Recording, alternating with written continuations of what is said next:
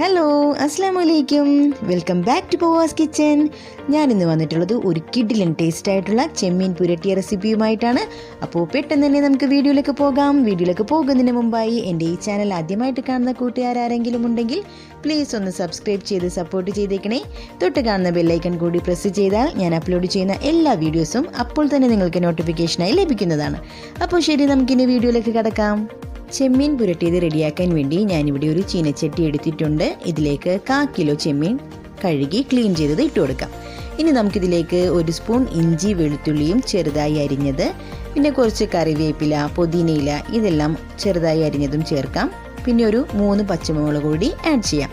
ഇനി നമുക്കിതിലേക്ക് ചേർക്കേണ്ടത് സവാളയാണ്. അപ്പോൾ ഞാൻ ഒരു സവാള കൊത്തി അരിഞ്ഞ് ചെറുതായിട്ട് അരിഞ്ഞിട്ട് എടുത്തിട്ടുണ്ട്.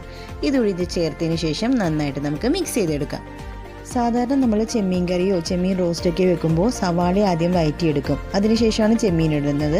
പക്ഷേ ഇതങ്ങനെയല്ല, നമ്മളെല്ലാം ഒരുമിച്ചാണ് ഇടുന്നത്. സവാളയും ഇഞ്ചിയും വെളുത്തുള്ളിയും ചെമ്മീനെല്ലാം ഒരുമിച്ചിടും. ഇനി നമുക്കിതിലേക്ക് ചേർക്കേണ്ടത് കുടംപുളിയാണ്. അപ്പോൾ ഇതിലേക്ക് നമുക്ക് ഒരു ചെറിയ കഷ്ണം കുടംപുളി ചെറുതായിട്ട് അരിഞ്ഞതിട്ട് കൊടുക്കാം.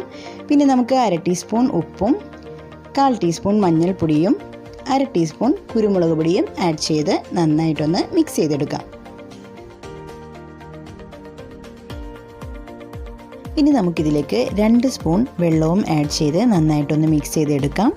അതിനുശേഷം നമുക്ക് ഫ്ലെയിം ഓൺ ചെയ്ത് നമ്മുടെ ഈ ചെമ്മീൻ വേവിക്കാനായിട്ട് വെക്കാം. ചെമ്മീനിലെ വെള്ളമെല്ലാം വറ്റി വരുന്നത് വരെ നമുക്ക് വേവിച്ചെടുക്കാം.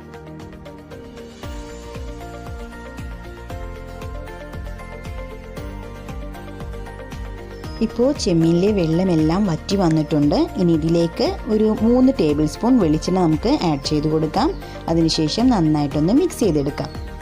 പിന്നെ നമുക്കിതിലേക്ക് ചേർക്കേണ്ടത് 1 table spoon Kashmiri red chilli പൗഡറും 1/4 ടീസ്പൂൺ കറി മസാലപ്പൊടിയുമാണ്. ഇത്രയും ചേർത്തിട്ട് നന്നായിട്ടൊന്ന് മിക്സ് ചെയ്തെടുക്കാം. നമ്മുടെ മസാലപ്പൊടിയുടെ പച്ചമണം മാറുന്നത് വരെ ഒന്ന് മിക്സ് ചെയ്തെടുക്കാം. ഇപ്പോൾ നമ്മുടെ ചെമ്മീനിലെ മസാലയെല്ലാം നന്നായിട്ട് പിടിച്ചിട്ടുണ്ട്. അപ്പോൾ ഇത്രയേ ഉള്ളൂ, നമ്മുടെ അടിപൊളി ടേസ്റ്റ് ആയിട്ടുള്ള ചെമ്മീൻ ഉലർത്തിയത് ഇവിടെ റെഡി ആയിട്ടുണ്ട്. നിങ്ങളും ഇതൊന്ന് ട്രൈ ചെയ്ത് നോക്കണം. റെസിപ്പി ഇഷ്ടപ്പെട്ടാൽ പവാസ് കിച്ചൻ ചാനൽ ലൈക്ക് ചെയ്യാനും കമൻറ്റ് ചെയ്യാനും ഷെയർ ചെയ്യാനും ഒപ്പം സബ്സ്ക്രൈബ് ചെയ്യാനും മറക്കരുത്. താങ്ക്